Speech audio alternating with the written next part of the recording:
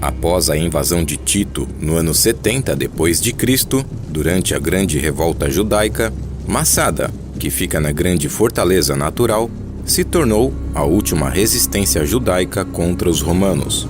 Esta comovente história mostra que o preço da liberdade é inegociável, onde os judeus preferiram perder a vida ao invés de se tornarem escravos do Império Romano. Massada é um castelo feito em cima de uma grande rocha à beira do deserto da Judéia. Feita por Herodes o Grande e de acordo com Flávio Josefo, esta fortaleza foi construída para ele se proteger de uma possível revolta vinda do seu próprio povo. Herodes ergueu ali 2 grandes palácios com uma fonte inesgotável de alimentos. A fortaleza contava também com um sofisticado sistema que canalizava água para cisternas com capacidade para mais de 40 mil metros cúbicos, além de casas de banho romanas com paredes adornadas com afrescos. Tudo isso em meio a um deserto. Essa fortaleza só poderia ser alcançada por um único caminho que era muito estreito para os homens caminharem lado a lado. Este caminho foi chamado de o Caminho da Serpente, por conta de seu formato.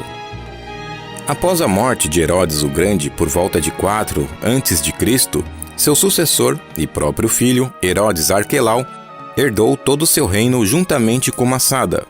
O governo de Arquelau, por sua vez, foi ineficaz e desastroso, onde muitos tumultos aconteceram várias vezes nos festivais de peregrinação em Jerusalém. Seu governo culminou em uma revolta onde 2.000 judeus morreram por crucificação. Arquelau teve que responder a Roma pela agitação e foi banido para o exílio na Gália. Massada ficou abandonada e então uma guarnição romana se apoderou da fortaleza. Quando começaram as grandes agitações da revolta judaica em meados de 66 d.C., um grupo de guerreiros judeus, liderado por Manaém, invadiram e derrotaram a guarnição romana, se apoderando das armas que lá estavam. Depois disso, voltaram a Jerusalém com seus guerreiros para lutar na grande revolta.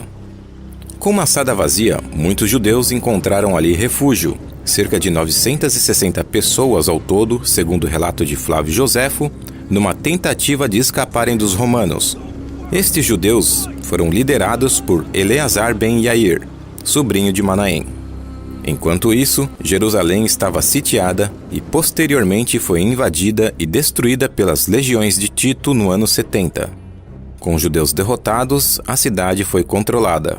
Massada então se tornou a última resistência.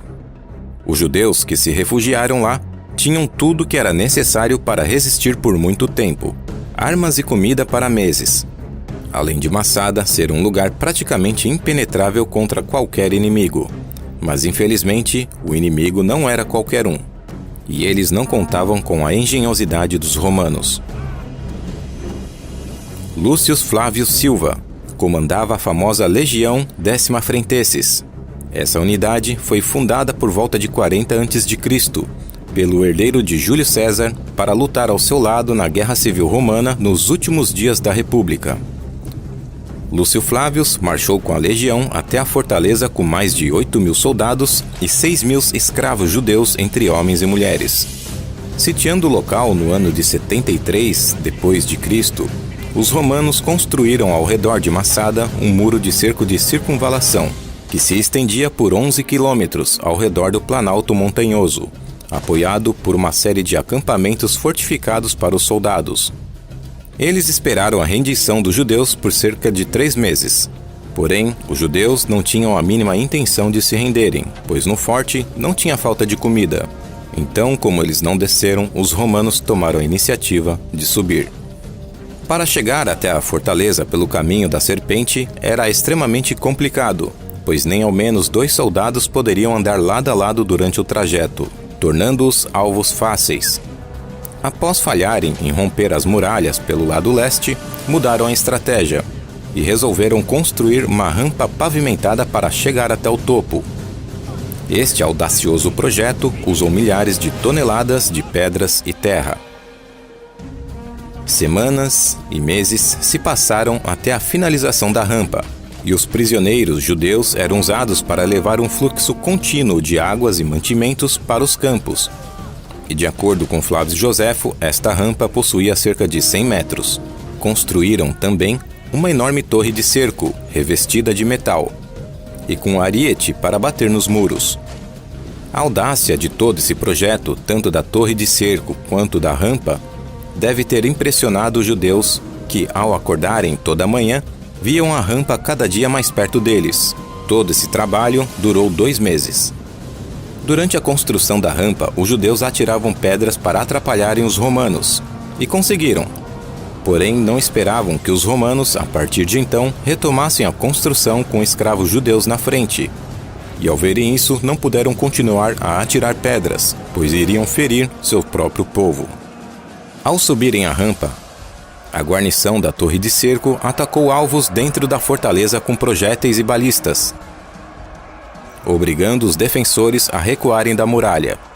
Assim, puderam atacar a parede da muralha com o ariete abrindo uma brecha nela. Mas se depararam com uma segunda parede feita de madeira, que absorvia as batidas do ariete, mostrando aos romanos muito mais resistentes do que imaginavam. Os romanos não perderam tempo e incendiaram a parede de madeira.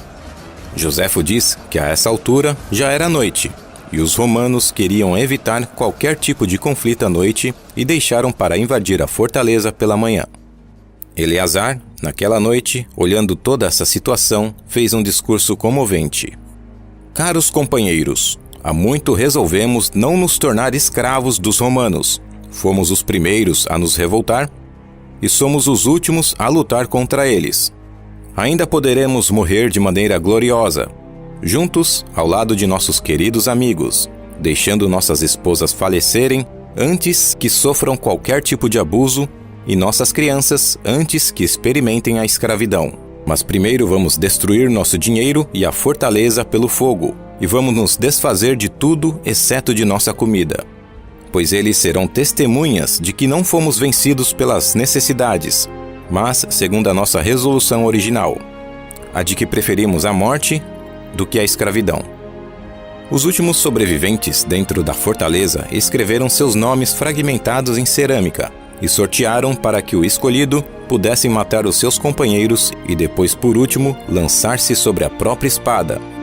Na manhã seguinte, os romanos invadiram a fortaleza com força total, esperando encontrar guerreiros obstinados lutando com toda a violência para salvar as suas vidas. Mas ao invés disso, de acordo com o relato de Joséfo, ele diz que os soldados se depararam com um grande silêncio e muitos corpos no chão.